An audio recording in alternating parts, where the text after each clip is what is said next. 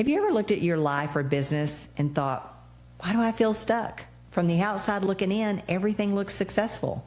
You're producing, you're making progress. People around you are probably even thinking, you're doing great. And yet internally, something is off. The disconnect is one of the most important things that most successful people need to pay attention to. And today I want to talk to you about why success and stagnation can actually exist at the same time, and what that feeling is really trying to tell you. Probably at the height of my career, I've had this kind of yearning and feeling that something was off, but I couldn't quite figure out what it could be because the business was so successful. How could I be feeling this? And the reality was, all of this was signals to me that I wanted a new challenge. I wanted a new opportunity. I wanted to see who else I could become. And the only way I was going to be able to do that is to let go of some of the success that I currently had so that I could reach for something bigger. And it was kind of a hard wrestle because on one hand, you're super successful. Makes no sense to want to mess any of that up or do anything about it. And yet on the other hand, there is a yearning inside of you for a new identity. And the only way you're going to get that new identity is to put a bigger challenge in front of you. Some of the signs that were there when I kind of plateaued or had this kind of feeling that there's got to be more, they were feelings like I could do the job and I could do it really well, but the energy around most of it wasn't there. And I just kind of had this feeling I couldn't shake on, I wonder what else I can accomplish. I wonder what the next big challenge might be for me. And I think those signals are there for a reason, because when you're successful is really when the signal happens that you need to set bigger goals, because that's how you become a new future self that all of us want to do. No one wants to stay the same person forever. But I think we get confused because it happens when we actually have success. It doesn't necessarily happen when we're failing or not having success. But the way we got that success is because we actually took on big challenges before, and we had the courage to accomplish them and figure it all out.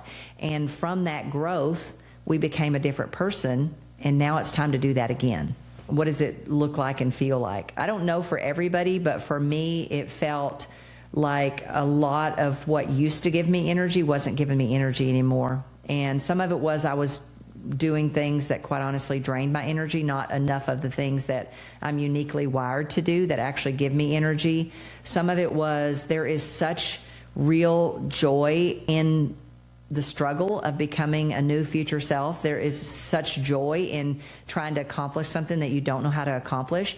And when you're just maintaining, then that feels mundane. You're not really excited about them. You're not, wholeheartedly doing them. But I think for me, it's always the same signal. I feel stuck, and I start trying to figure out a way to get unstuck. And I've now learned that the way to get unstuck is to go set a really big goal that I have no idea how to accomplish, and go through the same success pattern that got me here in the first place.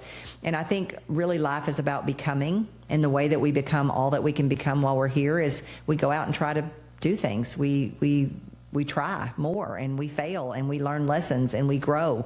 And I think when we get really successful, we stop growing. And I think that's one of your first signals.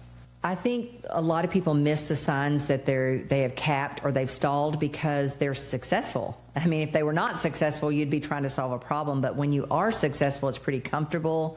It's cozy there. There's nothing hard to try to do. And I think we're in a society, at least I know, I try really hard to make my life as comfortable as I possibly can most of the time. And so I think we just get to where we think comfort is the end goal, instead of realizing that the struggle is actually where the beauty happens and where the becoming happens. And so we have to have the courage to know if we've done this once in our life, we can do it again. And that's really a yearning, I think, that's built in each one of us.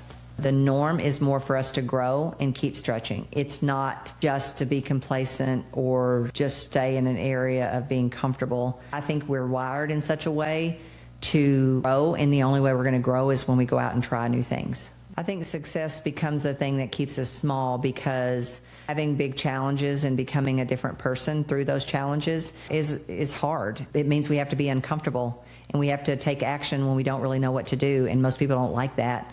And so I think we ignore that feeling for a long time, because no one wants to go out and do something again that they don't know how to do, because of that uncomfortable place that you go into once you make a big commitment. And Dan Sullivan calls it courage. Once you have to go into courage, it's uncomfortable.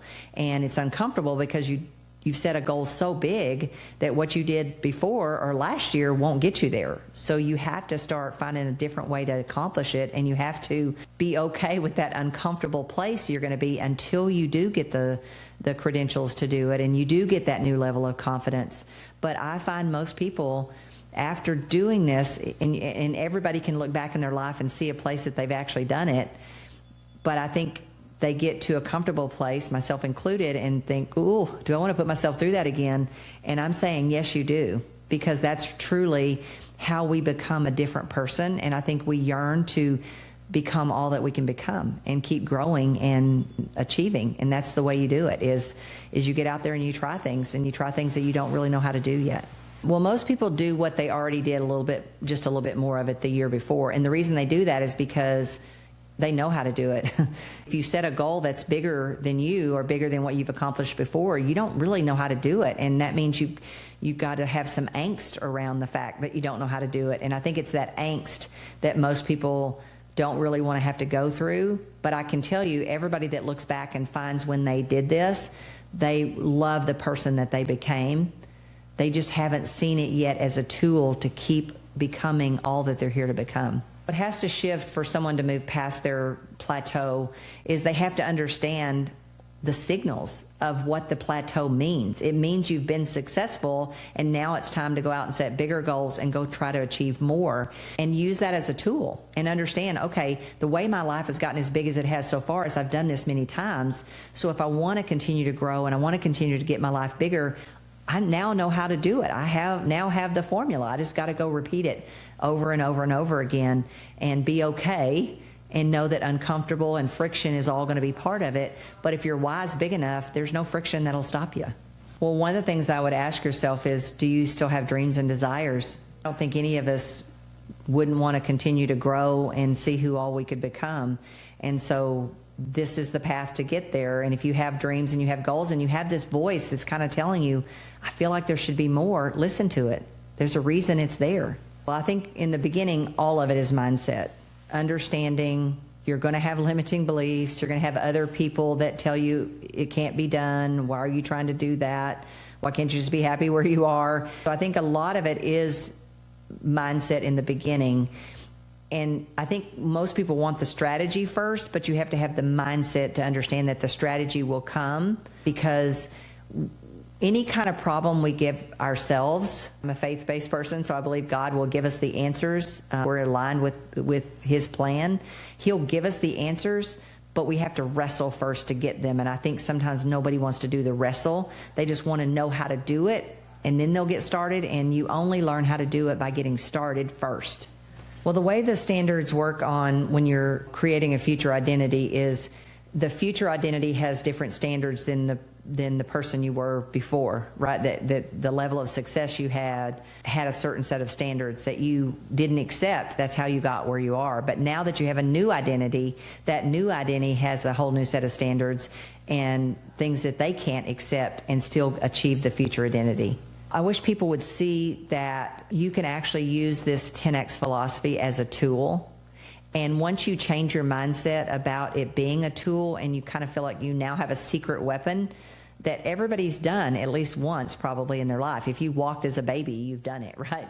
Understand the magic. And if you figure this out as a formula for your life, and you just see how many times you can go around making the big commitment, getting the courage you need to have it, learning how to accomplish the big goal that you set that you had no idea when you set it how to do it, and then getting that new level of confidence and understanding that complacency is a trap and it's a natural place to go, but just don't stay there very long. I want to leave you with this thought. Just because something is working doesn't mean it's growing. Sometimes that feeling of stuck, it isn't failure, it's an invitation. An invitation to stop repeating what built your current life and start becoming the person who can build what's next. If this conversation gave language to something you've been feeling, I want you to do two things. First, make sure you subscribe to this channel and follow me on Instagram and McKissack Linda, because this is exactly what we talk about here: growth, identity, leadership, and how to actually create your next level. Second, I'd love to hear from you in the comments. What part of this message resonated with you? If you're ready to go deeper and actually work through this in real time with me, I'll leave the link to the 10X Breakthrough Challenge below. I'd love to help you create your next breakthrough.